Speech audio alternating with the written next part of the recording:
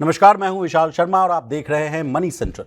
ये एक ऐसा शो है जहां हम गवर्नमेंट पॉलिसी से लेकर इकोनॉमी, शेयर बाजार और पर्सनल फाइनेंस यानी आपकी जेब से जुड़े मसलों पर बात करते हैं।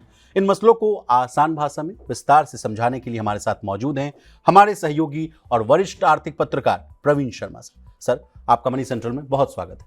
धन्यवाद विशाल। आज के मनी सेंट्रल में सबसे पहले बात करेंगे क्रेडिट कार्ड की। भारत में क्रेडिट कार्ड की संख्या में दिनों दिन बढ़ोतरी हो रही है।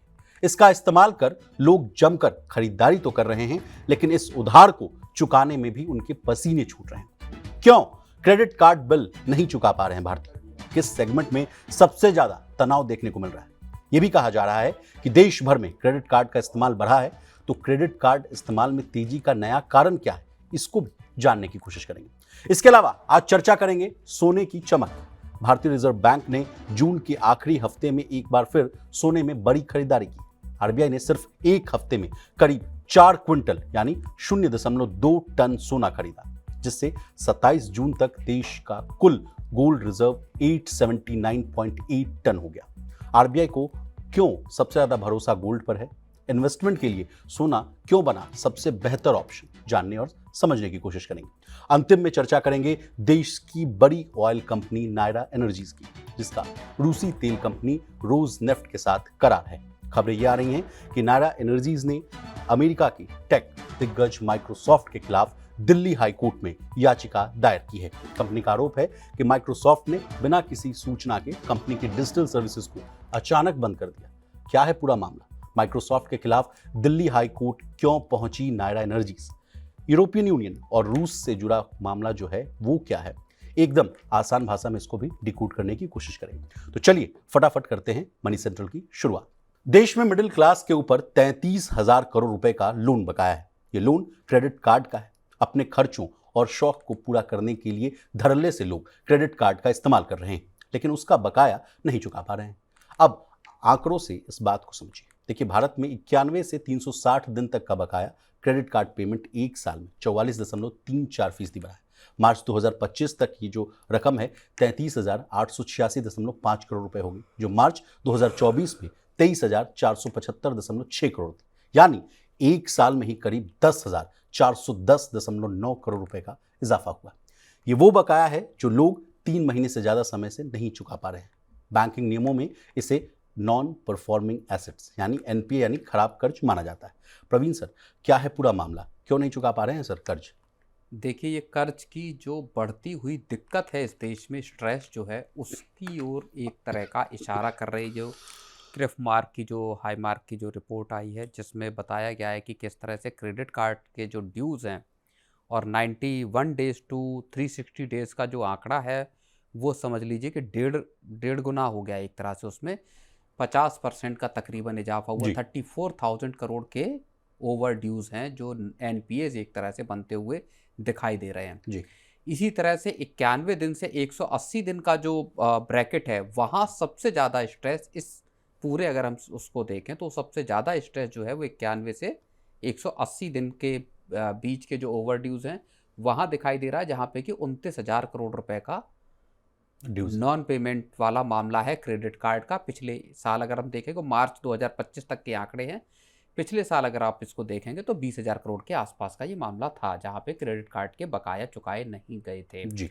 तो जो एक एनपीए का जो एक बिल्डअप हो रहा है, वो अब आरबीआई के लिए एक तरह से परेशानी बन सकता है। क्रेडिट कार्ड्स के जरिए जो पैसा लिया गया और फिर चुकाया नहीं गया जी। अब देखिए, इसमें सवाल जो बड़ा पैदा हो रहा है वो ये सवाल पैदा हो रहा है कि आखिर किस तबके में सबसे ज़्यादा, चूंकि 81 से 180 दिन या 91 से 180 दिन या 360 दिन का जो डेटा आ रहा है, इसमें क्या ये सेग्रीगेशन भी शामिल है कि किस तबके में सबसे ज़्यादा एनपीएस निकल के आ रहे हैं? क्या नौकरी पेशा लोग ज़्यादा हैं, या प्रोफेशंस में जो प्रोफेशनल जो हैं, जिस तरह के मान लीजिए बिजनेसेस हैं, उनमें क्या इस तरह का स्ट्रेस ज़्यादा है? ये आंकड़ा एक और आना बहुत ज़रूरी है, जिससे पता चलेगा कि अगर नौकरी पेशा लोगों में क्रेडिट कार्ड के ड्यूज़ बिल्डअप हो रहे हैं जी। तो क्या वहाँ पे आमदनी का स्ट्रेस है या स्टेगनेंट हो रही हैं? लोग क्यों आखिर क्रेडिट कार्ड से खर्च कर रहे हैं लेकिन उसको चुका नहीं पा रहे हैं? या एक दूसरे सेगमेंट की भी अगर पड़ताल की जाए सर, तो वहाँ भी ये देखना होगा कि क्या लोगों के पास रोजगार नहीं है, इस वजह से लोग क्रेडिट कार्ड उठा रहे हैं, या एक क्रेडिट नहीं कार्ड से देखिए, पेमेंट ले रहे हैं? रोजगार जिस पे नहीं है उसको तो क्रेडिट कार्ड मिलना मुश्किल है। हम्म, बैंक बैंक और ये हम को समझना होगा कि पिछले लगभग 5 7 8 साल में जो क्रेडिट कार्ड का जो डिस्बर्समेंट है, क्रेडिट कार्ड को जो इश्यू करने का जो तौर तरीका है, उसमें अच्छा खासा बदलाव आया है। अब किसी को भी आसानी से क्रेडिट कार्ड मिलने वाला मामला रहा नहीं। जी। बैंक सब उतने एग्रेसिव होके आपको क्रेडिट कार्ड बेचते हुए भी नजर नहीं आते। जैसा एक पहले दौर था, जी कहा जाता था कि आपको बिल्कुल ट्रैवल लॉन्च की सुविधा मिलेगी, आप बिल्कुल शॉपिंग करेंगे तो उसमें रिवॉर्ड्स मिलेगा, पेट्रोल पंप पर पेट्रोल लेने जाएंगे तो वहाँ छूट मिलेगी, इस तरह की बातें कहकर बेचा जाता था सब बिल्कुल। पहले। पहले एक दौर ये था जब लोगों में इस बात का भी क्रेज था कि किसके पास कितने ज़्यादा क्रेडिट कार्ड्स हैं। स्टेटस वो सिंबल हुआ करता स्टेटस था। सिंबल के तौर पे था, लेकिन धीरे धीरे इस पूरे क्रेडिट कार्ड का जो तौर तरीका है उसमें एक सैचुरेशन दिखाई दिया, और बैंक अब बहुत सतर्कता से जो जो सिबिल स्कोर के या दूसरे पैरामीटर्स को पूरा करते हैं उनको ही क्रेडिट कार्ड देना पसंद करते हैं। लेकिन उसके बावजूद अब आप अगर देखेंगे तो मार्च 2025 तक के जो आंकड़े आ रहे हैं, ये वाकई थोड़ी सी चिंता पैदा करते हैं कि आखिर इतना बड़ा बिल्डअप, 34,000 करोड़ का अनड्यू का बिल्डअप या एनपीएस का बिल्डअप, जो कि 90 दिन से लेके 360 दिन यानी पूरे एक साल के बीच की अवधि है, उसका दिखा रहा है कि इतने बीच में नॉन पेमेंट्स कितने हैं।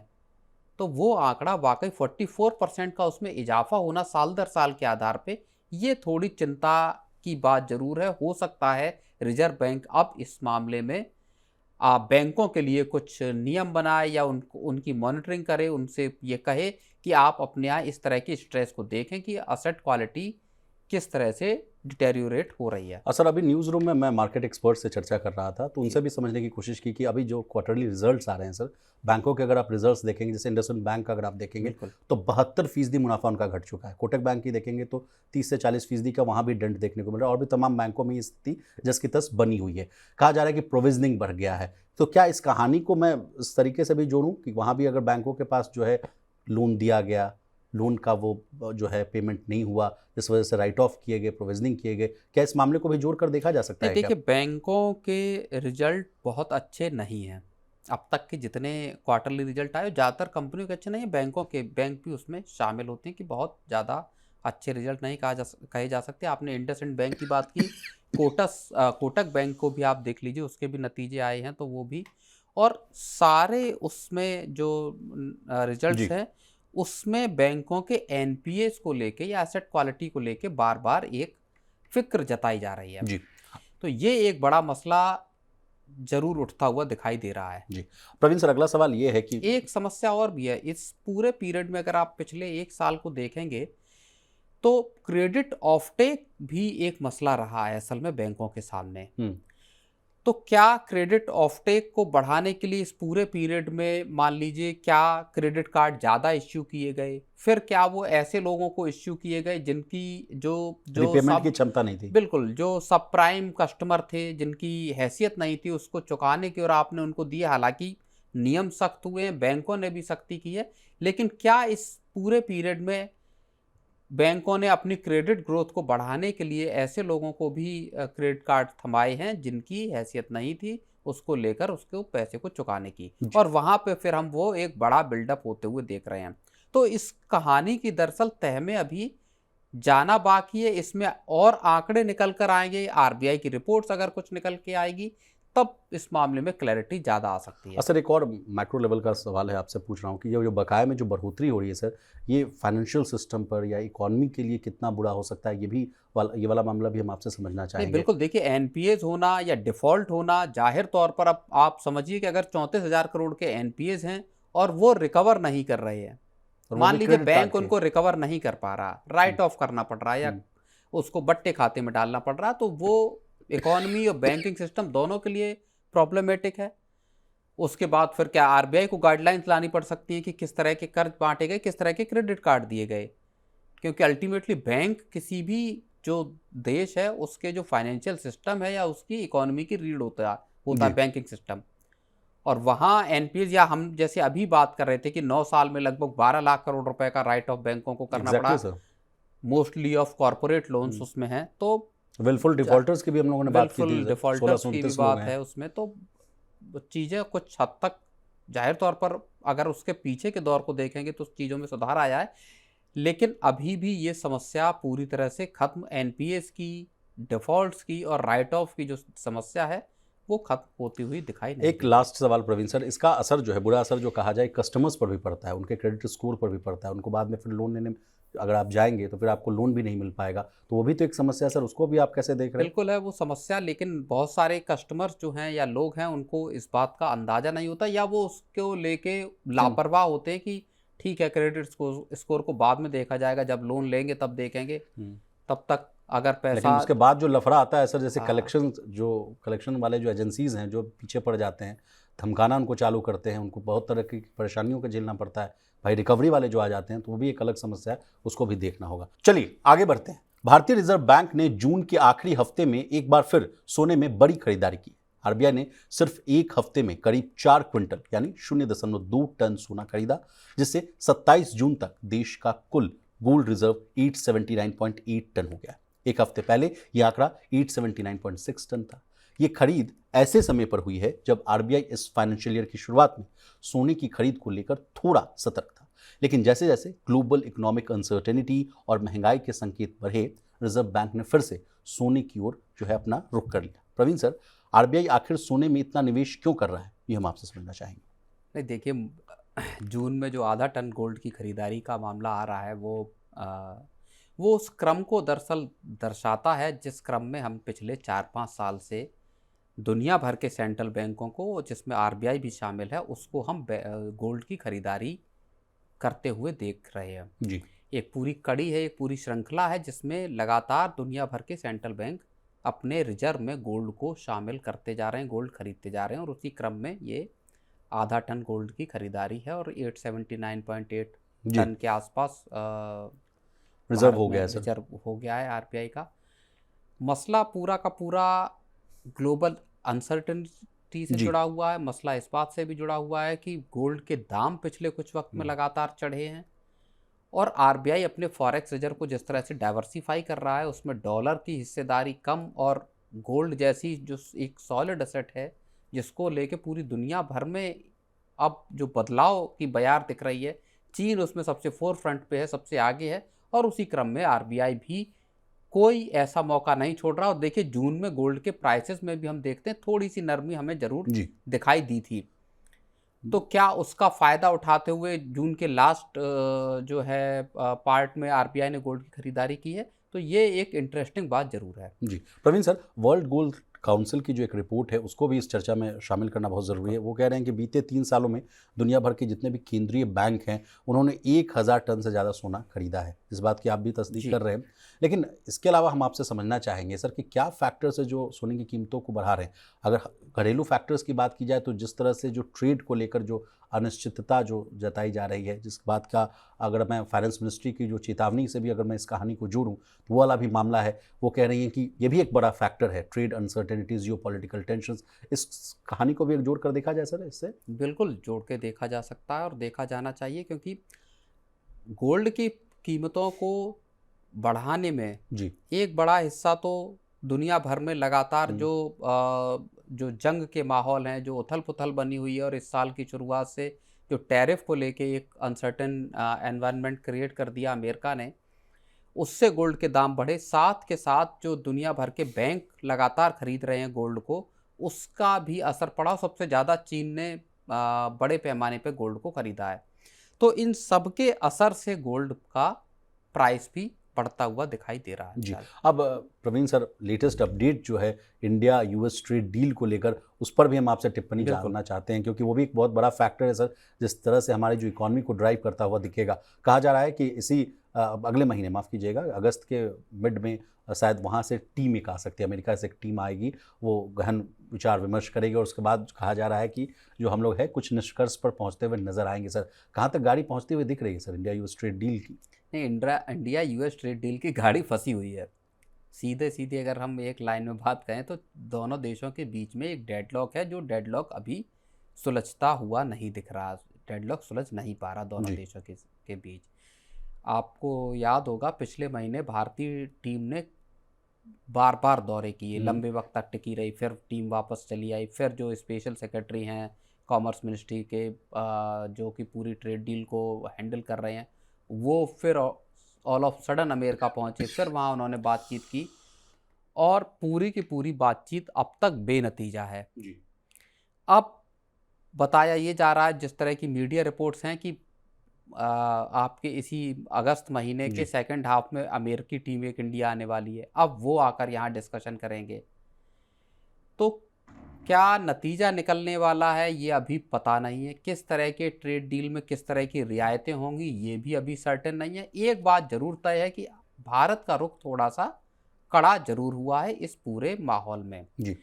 और भारत हो सकता है पहले कुछ रियायतें देने के लिए तैयार हो जाता, लेकिन अब थोड़ा सा एडमेंट होता हुआ भारतीय रुख जो है वो दिखाई दे रहा है, जहाँ पे कि सरकार अब किसी तरह का, कम से कम एग्री और डेयरी जो सेक्टर हैं जी हाँ। वहाँ पे किसी तरह की रियायत देने को सरकार अब तैयार नहीं है। हम्म। सरकार साफ तौर पे ये कह रही है कि हमें कोई जल्दबाजी नहीं है, अब जो होगा देखा जाएगा, जैसे जैसे चीज़ें आगे बढ़ेंगी अपनी रफ्तार से, अपनी गति से आगे बढ़ें। 1 अगस्त की डेडलाइन बढ़ती है तो अच्छा, नहीं बढ़ती तो अच्छा। और मजबूरी में हो सकता है ये जो नीति है सरकार की या पॉलिसी है, ये हो सकता फायदेमंद भी साबित हो, जहां अमेरिका को, जो बार बार, भले अमेरिका कह रहा है कि हम 1 अगस्त की डेडलाइन से आगे नहीं बढ़ना चाहते, लेकिन हो सकता है अमेरिका को इस 1 अगस्त की डेडलाइन को आगे खींचना पड़े। जी। भारत के साथ हल्का व्यापार नहीं है, भारत के साथ अमेरिका का लंबा चौड़ा व्यापार है। भारत एक बड़ा अलायंस देश है अमेरिका का, और ऐसे में भारत को इग्नोर करके आप बहुत सारी चीज़ों को कर नहीं सकते। दुनिया की चौथी बड़ी इकोनॉमी के तौर पे भारत इस वक्त मौजूद है, और इसी वजह से अमेरिका उसको इग्नोर भी नहीं कर सकता। लेकिन सर, चौथी सबसे बड़ी इकॉनमी है तो फाइनेंस मिनिस्ट्री की जो चिंता है वो जायज़ है सर? ट्रेड अनसर्टेनिटीज भी एक बड़ा फैक्टर बिल्कुल था। जायज़ है, और उसी को लेके जो अभी जो एक संसद रिपोर्ट में। आई है फाइनेंस मिनिस्ट्री की, उसमें अपने बुलेटिन में साफ तौर पे ये कह दिया गया कि ग्रोथ पर भी इस चीज़ का असर पड़ सकता है। आप कह रहे थे सर कि पहले कभी सरकार ने इस बात को नहीं सकारा था। आरबीआई भी कुछ दिन पहले तक कहती रही थी कि we are the fastest growing economy, बिल्कुल। 6.5% की दर से हम बढ़ रहे हैं, रेट कट हम लोगों ने किया है और तमाम तरह के फैक्टर्स उसने गिराए थे। लेकिन फाइनेंस मिनिस्ट्री की जो चेतावनी अचानक से आई सर, वो कितनी डरावने वाली है। नहीं, वो बिल्कुल वो डरावने वाली, और हमने उसको लेके कल डिस्कशन भी इसी बात को लेके किया कि सरकार संभवतः पहली बार इस चीज़ को मान के चल रही है कि जो ट्रेड अनसर्टेनिटीज़ हैं, जो पूरी ग्लोबल सिचुएशन इस वक्त बनी हुई है, उसका असर हमारी ग्रोथ पर पड़ सकता है। देश की जो रफ्तार है ग्रोथ की या जीडीपी की, वो हल्की पड़ सकती है इन सब वजहों से। तो ये जो फाइनेंस मिनिस्ट्री की स्वीकारोक्ति है, ये वाकई थोड़ी सी गंभीर दिखाई देती है। चलिए सर, आगे बढ़ते हैं। भारत की प्रमुख तेल कंपनी नायरा एनर्जीज ने अमेरिका की टेक दिग्गज माइक्रोसॉफ्ट के खिलाफ दिल्ली हाई कोर्ट में याचिका दायर कर दी। कंपनी का आरोप है कि माइक्रोसॉफ्ट ने बिना किसी सूचना के कंपनी की डिजिटल सेवाओं को अचानक बंद कर दिया। नायरा ने यह भी आरोप लगाया कि माइक्रोसॉफ्ट ने हमारे टूल्स और प्रोडक्ट्स को प्रतिबंधित किया है, जिसके लिए उसे पूरा पेमेंट किया गया और हमारे पास सभी लाइसेंस भी मौजूद हैं। इसके अलावा नायरा एनर्जीज का दावा है कि माइक्रोसॉफ्ट ने यह कार्रवाई ना तो भारतीय कानून और ना ही अमेरिकी कानून के तहत की है। सर, क्या है ये पूरा मामला, हम आपसे समझना चाहेंगे। देखिए, नायरा एनर्जी पे जो यूरोपियन सैंक्शंस जो रशियन ऑयल को खरीदने को लेकर लगे थे, उसकी मार पड़ी है, और भारत की पहली कहें कि एनर्जी कंपनी है या पेट्रोलियम प्रोडक्ट्स से डील करने वाली ऐसी कंपनी है, पेट्रोकेमिकल कंपनी है, जिस पर जी। इन सैंक्शंस की मार हमने देखी है पड़ते हुए। रिलायंस या दूसरी किसी कंपनी पर नहीं पड़ी। कुछ वक्त पहले जो कुछ कंपनियों के जहाज़ थे, उन्होंने जो इसके जी, मेरे पास एक रिपोर्ट है सर। बिल्कुल। दुनिया की 2 बड़ी कंपनियों के जहाज़ों ने नायरा के वडीनार रिफाइनरी से रिफाइंड प्रोडक्ट्स को लोड करने और उसे ले जाने से मना कर दिया सर। इसके साथ ही कहा जा रहा है कि रूस के उराल्स क्रूड तेल को ले जा रहा था एक टैंकर, उसको भी दूसरी डायरेक्शन में भेज दिया गया सर।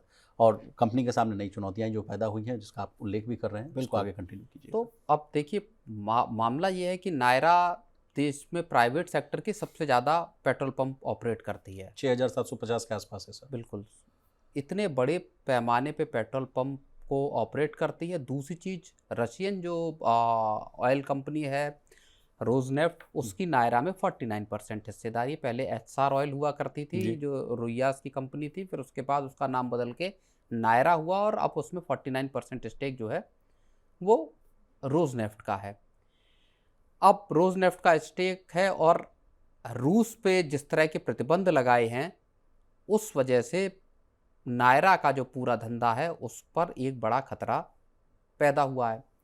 अब बताया ये जा रहा है कि जो सैंक्शंस हैं वो जो यूरोपियन कंट्रीज ने लगाए हैं, अमेरिका का उससे कोई लेना देना नहीं है। और ऐसे में माइक्रोसॉफ्ट ने पिछले मंगलवार को ये कार्रवाई हुई है, पिछले हफ्ते मंगलवार को ये एक्शन हुआ जिसमें माइक्रोसॉफ्ट ने नायरा को दी जाने वाली सभी अपनी सर्विसेज को रोक दिया है।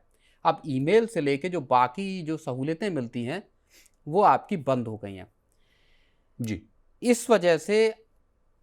बहुत सारा काम का सोचिए, आपके कंप्यूटर हमारे कंप्यूटर सर एक बार माइक्रोसॉफ्ट का आउटरीच देखने को मिला बिल्कुल। था, हाहाकार मच गया था देश दुनिया में। मतलब अगर हम बिल्कुल। देखें तो तमाम जगहों से जो रिपोर्ट्स आ रही थी, एयरपोर्ट कैंसिल हो गए, कोई फ्लाइट नहीं ऑपरेशन हो पा रहा था, सारी सिस्टम जो है कोलैप्स होती हुई नजर आई।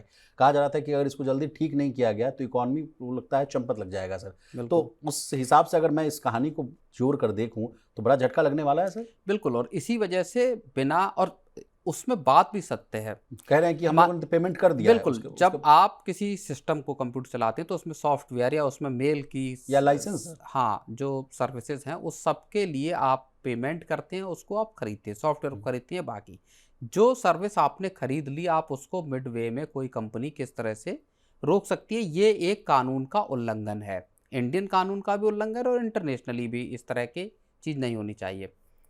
एक चीज़, दूसरी चीज़, इसी वजह से नायरा एनर्जी जो है वो दिल्ली हाई कोर्ट गई, वहाँ पे इस बात को लेके मुकदमा उन्होंने किया। तीसरी चीज़ ये है कि नायरा के जो लेटेस्ट अपडेट है उन्होंने रेडिफ के साथ कांटेक्ट किया और उसकी सर्विसेज को वो लेना चाहते हैं ताकि मेल्स वगैरह और जो बाकी चीज़ें हैं जो सॉफ्टवेयर सिस्टम्स हैं वो उनके प्रॉपर ऑपरेट कर पाएँ, ऑपरेशनल कामकाज रुके नहीं। बिल्कुल, तो वो उसके लिए गए हैं। लेकिन ये एक सवाल देखो बहुत बड़ा पैदा करता है। तो थ्रेटनिंग है सर। बिल्कुल, हमने देखा था जब रूस यूक्रेन की जंग शुरू हुई थी तब अमेरिका ने रशिया के सारे dollar based exactly sir freeze कर दिए। आप बता भी रहे थे कि गोल्ड उसके जितने भी पैसे बाहर के देशों में थे उनको फ्रीज कर दिया। जो बड़े रशियन जिनको ओलिगार्क बोला जाता है उनके यार्ड्स और बाकी सारी चीज़ें जो दूसरे तटों पे थे, दूसरे देशों के, कोई फ्रांस था कोई कहीं था, वहाँ उनको सीज कर लिया गया। तीसरी चीज़ ये हुई कि जो पूरी दुनिया में चलता है बैंकिंग सिस्टम स्विफ्ट, उसमें रशिया को बैन कर दिया गया या फ्रीज कर दिया गया। रशिया का जितना डॉलर बेस्ड या दूसरे देशों में अकाउंट था वो रुक गया। दूसरे देशों के साथ जिस सिस्टम के थ्रू आप ट्रेड करते हैं, कारोबार करते हैं बैंकिंग सिस्टम के थ्रू, वहां पूरा बैन कर दिया गया। अब ऐसी ही मार पड़ी है नायरा पे, और ये चीज़ ये दर्शाती है सबसे बड़ी कि अगर आप अमेरिकन सिस्टम्स पे या सॉफ्टवेयर पे या उस पे के सहारे हैं, एग्जैक्टली सर, तो कभी भी आपके सामने एक बड़ा खतरा पैदा हो सकता है अगर आप एक एडवर्सरी के तौर पर खड़े होते हैं या उनकी जो पॉलिसी है उसके अगेंस्ट हैं। अगर आप माइक्रोसॉफ्ट एक सर्विस प्रोवाइडर है, उसको सर्विस का अगर लाइसेंस दिया है अगर आपने नायरा को, तो आपको उसको जब तक उसका लाइसेंस है एटलीस्ट तब तक आपको उसको ऑपरेट करने की इजाज़त देनी चाहिए। उसके बाद लाइसेंस आप रिन्यू करा रहे हो, मना कर दे कंपनी ठीक है हम आपको सर्विस ही नहीं देंगे, लेकिन जब तक आपका एग्रीमेंट है तब तक तो उस काम को ऑल ऑफ सडन आप बंद कर दें या किसी सिस्टम से आप बाहर कर दें, बैन कर दें, तो ये एक बड़ा खतरा। ये दुनिया भर के, ये चीज़ न सिर्फ माइक्रोसॉफ्ट के साथ है, चाहे गूगल मैप्स हो, है ना, या इसी तरह की दूसरी सर्विसेज चीज़ों पे अगर कार्रवाई होने लगे। मैं इस कहानी को सर अगर मैं आप इजाज़त दें, मुझे याद है सर अगर कारगिल की वार हो रही थी उस समय भारत ने अमेरिका से मदद मांगा था, कहा था कि भाई ऊपर से आप मुझे ना सैटेलाइट की थोड़ी सी इमेजेस दे दीजिए, बता दीजिए कि कहाँ पर क्या ऑपरेशन चल रहा है। साफ तौर पर मना कर दिया गया था सर अमेरिका के द्वारा। तो वो ये एक खतरा है, और यही बात अब आरबीआई के उस चीज़ पे ले जाती है जहाँ पे कि गोल्ड को लेके आरबीआई एक तो गोल्ड खरीद रहा है, डॉलर से दूरी, तीसरी चीज़ जो लंदन में रखा हुआ है जो गोल्ड, उसको भारत अगर वापस मंगा रहा है तो उसके पीछे भी यही तर्क है कि कभी किसी तरह की अनसर्टेनिटी क्रिएट होती है, वैसी स्थिति में आपके असेट्स आपके पास होने चाहिए, आपके सिस्टम्स कोलैप्स ना कर जाए, उसके इंतजाम आपके पास होने चाहिए। और ये एक बड़ा खतरा हमको इस पूरी कहानी के हिसाब से दिखाई देता है, ताकि कोई हम लोगों को बार्गेन ना कर सके सर, उस समय ना कह सके। कोई भी आपके सिस्टम को पूरा हॉल्ट कर सकता है कभी भी। जैसे रशियन पूरा पेमेंट स्विफ्ट का सिस्टम है, पूरा पेमेंट सिस्टम आपका, पूरा पैसे का लेन देन सब अटक जाए अगर आप स्विफ्ट सिस्टम से बाहर कर दी जाते हैं तो। ये तो वही बात, तो ये बहुत बड़ा खतरा है सर। ये वही बात हुई, अगर मैं व्यूअर्स को आसान भाषा में समझाऊं कि मैं किसी कंपनी को चला रहा हूँ, मैं मीडिया हाउस चला रहा हूँ, और उसमें सारे चीज़ के लिए मुझे ज़रूरत है माइक्रोसॉफ्ट की, और अचानक से अगर कंपनी बंद कर दे वहाँ से, तो मेरा तो डेली का ऑपरेशन से खत्म हो जाएगा। तो इट्स फुल प्रूफ प्लानिंग कि आपको किस तरह से डिसॉल्व कर दिया। आपके पास अपने सिस्टम होने चाहिए मेल के, माइक्रोसॉफ्ट। देखिए इंडिजिनस की बात आ जाती है सर। हाँ, तो इतने साल से ना, पिछले 50-60 साल में जो चीजें नहीं की गई, दरअसल उनकी अब, या रेयर अर्थ मैग्नेट को देख लीजिए। Exactly sir. चाइना ने पूरी दुनिया को स्टैंड स्टिल कर दिया, जमीन पे लाके खड़ा कर दिया पूरी चाइना ने पूरी दुनिया की ऑटो इंडस्ट्री को। तब भी हम नहीं समझे सर, सेमीकंडक्टर वाला मामला तो बहुत था। अब वो तो अभी आया है और उसके लिए आप प्रिपेयर्ड ही नहीं थे। लेकिन मैं ये बता रहा हूं कि किसी देश पर आपकी डिपेंडेंसी किसी, और यही वो वजह है, बिल्कुल अलग एक उस पर लेके जाता हूं, यही वो वजह है जिसको लेके भारत सतर्कता भरा कदम बरत रहा है और अमेरिकी एग्री प्रोडक्ट्स को इंडियन मार्केट का एक्सेस नहीं देना चाहता, क्योंकि सवाल बड़ा फूड सिक्योरिटी का पैदा हो रहा है यहाँ पे। मैं अपने नानी और दादी से सुनता आया हूँ सर कि एक वक्त हम लोगों ने ये भी देखा है कि जब लाल गेहूँ हम लोगों को खाना पड़ा, उसके चलते जो है भारतीय लोगों की सेहत पर बहुत बुरा असर पड़ा था सर। वो गेहूँ पचता नहीं था, हालत ऐसी हो गई थी कि उनकी ऊपर इतनी डिपेंडेंसी थी कि अगर वहाँ से अगर गेहूँ नहीं आए और यहाँ से गोदाम से मिलता था सर, तो वही हाल हो जाएगा। अभी 80 करोड़ लोगों को हम लोग अनाज दे रहे हैं सरकारी तौर पर।